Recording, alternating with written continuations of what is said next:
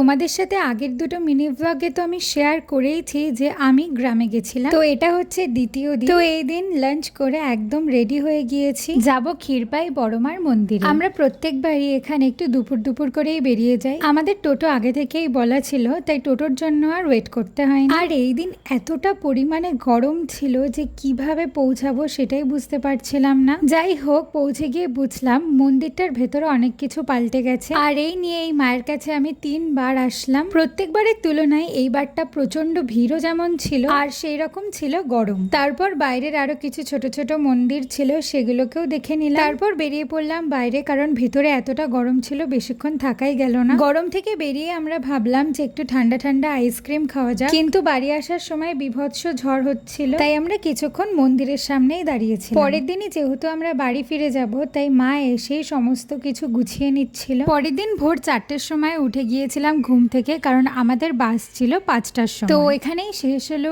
আমার গ্রামে ঘোরা। আজকের মিনি ব্লগটা এই পর্যন্তই। বাই।